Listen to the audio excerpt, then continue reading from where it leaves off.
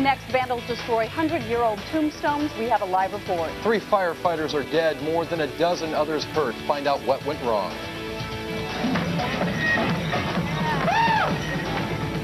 And a gay celebration in downtown Portland. It's the 10 o'clock news.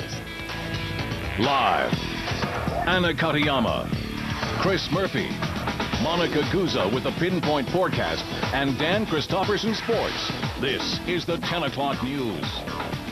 Good evening. Anna Katayama has the night off. I'm Robin Burke. One of Oregon's oldest cemeteries is hit by vandals. They kicked over tombstones and smashed up grave markers at Pioneer Cemetery in Oregon City. KPTV's Drew Mickelson now joins us live with more on this. Drew? Chris, the Kanawha Pioneer Cemetery is hidden in the hills of Oregon City. It's a 200-grave cemetery with large, heavy tombstones, mostly made out of marble. Most of the grave sites date back to the mid-1800s, and tonight, several of those markers are in pieces. This was locked wrong, and that's how they happened to get in. Howard Clemson says he's just sick about what happened. He volunteers at the Kanawha Pioneer Cemetery. That's where someone vandalized at least 12 tombstones. This stone was up on there. That's broken off. Then we had one that we'd found all the parts up there that was broken. I don't think that'll ever be repaired either. There's some more up that way. The damage is estimated at $25,000, but some of the grave markers can't be repaired. They're either too damaged or too old to fix. Well, I can't understand the type of people that would do something like this. It's beyond my belief, you know. People get a kick out of something like this. Howard Clemson grew up near the cemetery, and he's helped preserve it over the years. It dates back to the 1860s, and most of the people buried at Kanawha were Oregon City's earliest residents. Clemson says that makes his vandalism even worse. I just don't know how they can disrespect these people. If we didn't have people like this coming out and opening this land, we wouldn't have an Oregon like we got today. It's amazing what they'll do. The volunteers are going to step up security around the cemetery, and they're going to do what they can to clean up and repair the recent damage. The only way you can get back at them is to put it back like it was.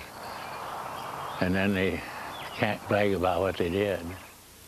The vandals apparently snuck in the cemetery through the front gate Friday night. The gate was locked, but it may not have been locked very tightly. The Clackamas County Sheriff's Office is investigating, but they don't have any leads to work with, so they're hoping for someone to come forward with some information soon. Chris? All right, thanks, Drew. In other news tonight, Clackamas County Sheriff's deputies are still looking for the young vandals who attacked a Ford dealership. The owners of the Canby Ford dealership have no idea why 20 of their cars were vandalized early yesterday morning. Doors were dented and windows smashed. Investigators say the vandals did leave footprints and fingerprints. They also have witnesses who saw kids hitting rocks at cars with baseball bats. Deputies say the vandals tried to set one car on fire. They estimate damage around $30,000. A Portland man climbing near Mount St. Helens survives a fall 300 feet into a canyon.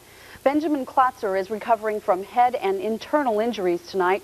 The terrain was too steep for local rescuers to get him out safely. A Coast Guard Jayhawk helicopter stationed in Astoria flew in to hoist the climber out of the canyon. Klotzer was then flown by Life Flight helicopter to Legacy Emmanuel Hospital, where he's in stable condition tonight. A head-on collision on Highway 26 north of Hillsborough claims the life of a 30-year-old woman on her birthday. Police say Darlene Ingleseth was driving a Ford Mustang and crossed the center line, hitting another car head-on. She died at the scene. A young girl in the car is in critical condition. The driver of the other car is hospitalized in fair condition. Police say alcohol may have been a factor. If you're heading from Vancouver to Portland tomorrow night, some important news for you now. Emergency work in the I-5 bridge will start on 3 southbound lanes. Here's a live picture of the interstate bridge from ODOT. The work will begin at 8 o'clock tomorrow night and will continue until 4 in the morning. The work will be repeated Tuesday and Wednesday at the same time. Counterweights and failing rollers need to be fixed or replaced. During the work, you will be detoured to I-205. Northbound traffic will not be affected. And Interstate Max construction at the Rose Quarter will mean detours for cars and 3 bus lines for the next 11 days. The construction started just 1 hour ago and will last until Thursday night, June 28th. Traffic along Interstate Avenue will be rerouted in the area during the construction. For a list of the detours, log on to www.trimet, that is tri-met.org, or call 503-238-RIDE weekdays between 7:30 in the morning and 5:30 p.m. Gay pride is alive and thriving in Portland. Here's the evidence.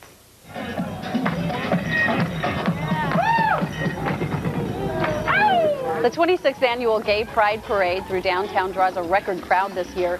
The staging area had to be moved to Lincoln High School to make room for the 20 floats and at least 150 groups registered to march in the Portland Pride Parade. This affirms for who I really am. And me too. And we're talking gay. Lesbian. Very affirming day, a wonderful day, a day of celebration. The parade was actually the culmination of a two-day festival, including music and art exhibits. Well, a Beaverton father could probably try on his Father's Day gift, but it's doubtful his daughter would let him keep it. She's a world-class fencer, and today she won another medal. For her success, she credits hard work, determination, and Dad. Mariel Zuganis is only 16, and already she's making a name for herself around the world. She's a saber fencer. It's the quickest of the fencing events. Mariel is ranked #1 in the world in 2 age groups, and in overall open competition, she's ranked 12th. Pretty rare for an American to be ranked even in the top 32. Robert Zuganis is an accomplished fencer himself. He's president of the Oregon Fencing Alliance, and he's Mariel's dad. He says aside from her tremendous accomplishments, she's a good role model. And she's clearly taking that role to heart and doing a tremendous job. So just the fact that she's a great person is first, and then the second aspect of that is that she's an athlete, so I couldn't obviously be prouder than I am. Mariel has just returned from Germany and is off to Cuba next week for another World Cup competition. Her goal? More medals on more levels. Hopefully in September they're voting whether they're going to get women's saber into the Olympics or not, and if it is, then that'll be my next goal, is to go to the Olympics in 2000.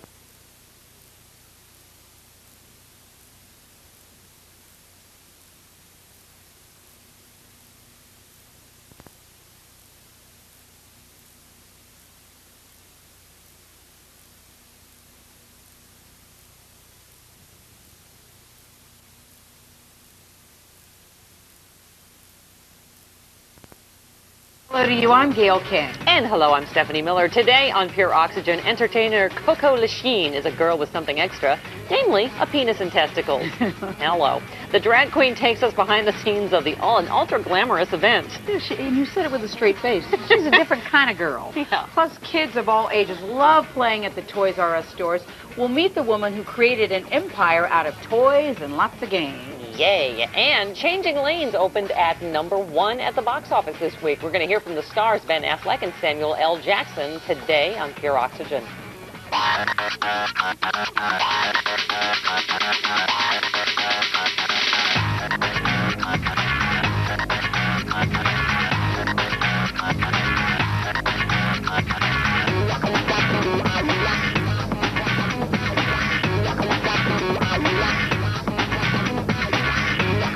Welcome to Pure Oxygen, everyone. I'm Stephanie Miller along with Gail King, live from our studios here in downtown Manhattan. Where it's going to be 96 today. Hot, What is but going I'm not on? complaining. I like it. Here's something to cheer you up, though. Okay. Okay, I know you love the celebrity gossip. Yeah, I So I was do. reading my paper today. Look, my paper's this big. No, it's not. I cut this out of USA Today. Don't wear yourself out. So I know Okay. you've been worried about this. Okay, What? Penelope Cruz and Tom Cruise have not broken up, she says. Thank goodness. And here's something else she mentioned. She'd like to get to know Nicole Kidman. How do you think Nicole I wonder Kidman how feels? I was just going to say, I bet Nicole's not feeling too good about that. You think? Especially since rumor has it, and I don't know any of this course to not. be true, rumor has it that Nicole thought they were messing around during the filming of the movie. You think? So I don't think she's so interested in meeting Miss No, you think that Penelope they won't be playing bridge anytime soon? I don't think so. I don't think so either. I just can't picture it. But I think it's nice of I don't see Penelope. them on a Go ahead. tandem bicycle together. I just don't No, see it. I think it's nice of Penelope to put that out there. Nicole, I'd like to meet you, get to know you, be pals. Yes, and No. Nicole sent a little note back, when hell freezes over. Okay. We have a great show anyway, so guess We do. what? Yeah. I'm very excited. Because? Clearly, look at me. Who's my hair role model? Lori Partridge. That's right, from the Partridge family. I was going to say Cleopatra. Well, close enough. Okay, Lori Partridge. Anyway, got it. you know who I'm talking about. I She do. starred in I television hits in the 70s, 80s, and today Susan Day is going to be right here in the I studio. love Susan Day in L.A. Law. Oh, yeah. That's what I remember. There's a her from. reunion movie. We're going to talk I about know, that. I liked her. Plus, here's a very, we think, alarming statistic. Once a woman hits 35, Yikes. 35, which is very, very young, she has a less than 5% chance of getting pregnant. That's very scary to a lot of people. I'm 47, so I'm past that statistic, Yeah. but I got a lot of people who are in their 30s are saying, huh? Why and how are women responding to this? We'll discuss that a little bit later on. I can't wait to turn 40, and I'm one of those women. They were talking, there's a huge percentage of women that are in careers that have not had kids in America, and I think I always thought the same thing. Oh, maybe I will one day. Well, like I wasn't you think paying you have attention. time. You think you have time, and Yeah. now this new book says, maybe you don't have as much time as you You thought. don't have time. Oh, Lord. All right. Well, we're going to talk about that later. For our first story, though, it's our version of Toy Story 3. Ah, clever. It Yeah. comes straight from the pages of, the Oprah magazine that I happen to have right here. Oh, my gosh. Straight from the pages of,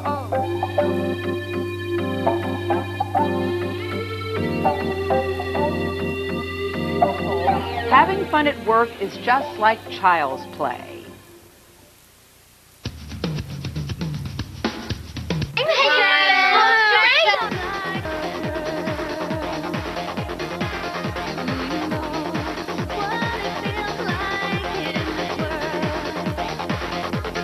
Welcome back to Pure Oxygen. Well, she's not the only one who wants to be a young, fabulous woman. Some of the best-dressed women in New York City are actually, well, men.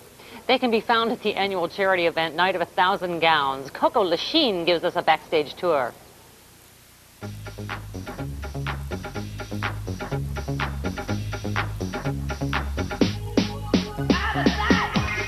Hi, my name is Coco, and you are here for the 16th annual Night of 1,000 Gowns, sponsored by the Imperial Court of New York.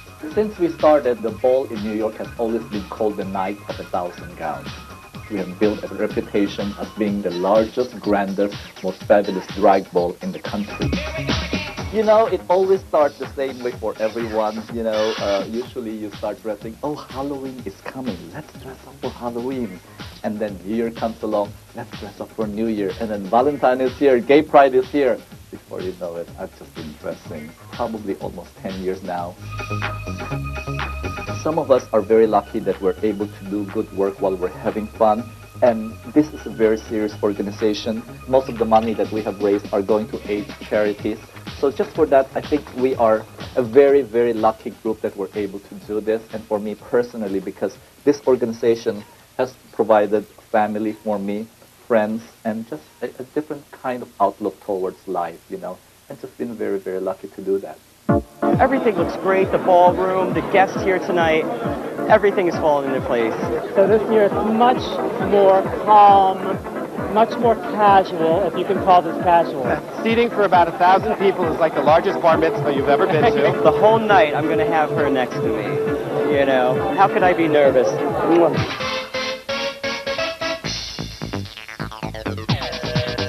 I think one of the best parts of the evening has to be seeing what we've worked so hard for come together. Finally, we've had sleepless nights, we have fought, we have cried together, we have laughed together, and tonight it all comes together. Choices, choices, choices. One has to make a choice when one is going to a formal ball. I'm going to start with this pale one for cocktail time, and this one will come later for the more formal part of the evening. So that goes there.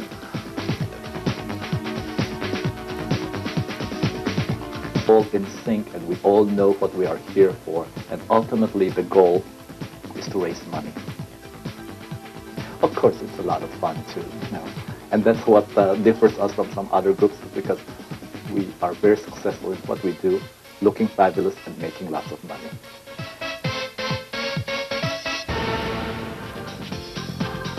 Oh my, here she is in all her glory, Coco Lachine, ladies and gentlemen.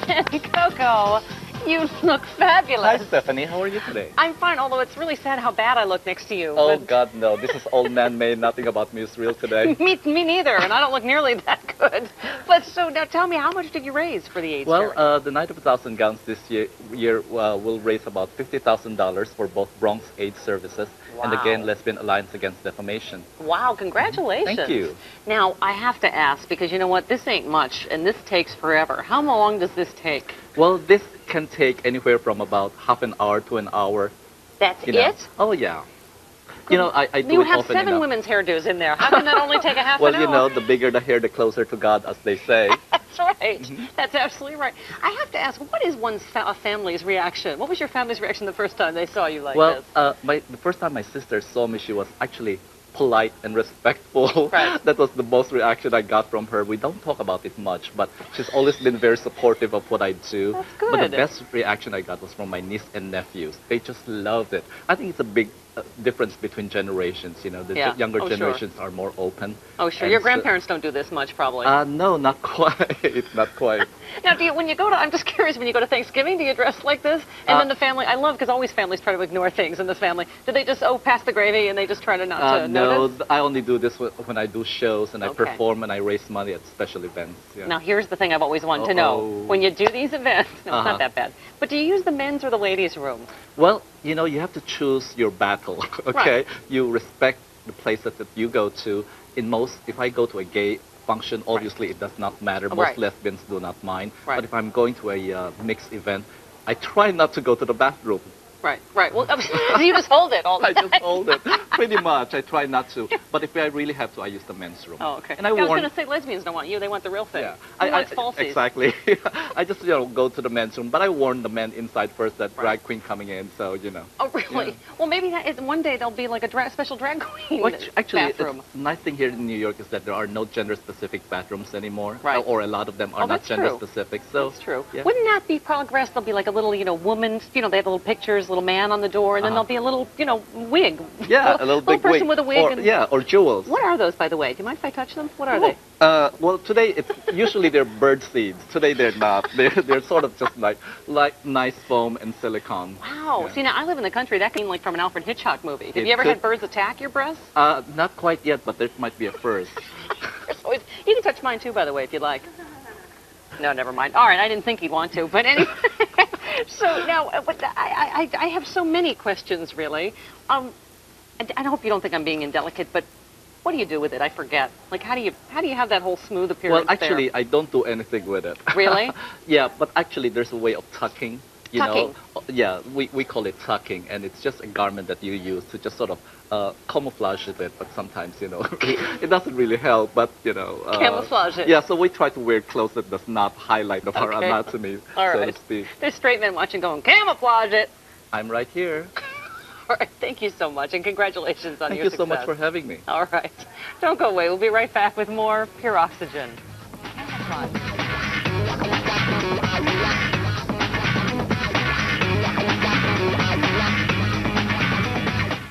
To Oxygen. She's the master of home makeovers, and she's causing quite a stir. Mister, I'll rest. It's Debbie Travis's Painted House, and if your decor could use some help, then make an appointment to see the hottest decorating show, new to Oxygen. We'll stencil it in. Watch Debbie Travis's Painted House, coming up next on Oxygen. Mama keeps our house clean with the magic. Mama's got the magic of Clorox. Clorox Automatic Toilet Bowl Cleaner. A rinse of bleach with every flush kills germs and leaves your bathroom smelling fresh. Mama's got the magic of Clorox. Are you comfortable? Close up. Introducing Almay Skin Smoothing Foundation with Kynotin. You see fewer fine lines over time and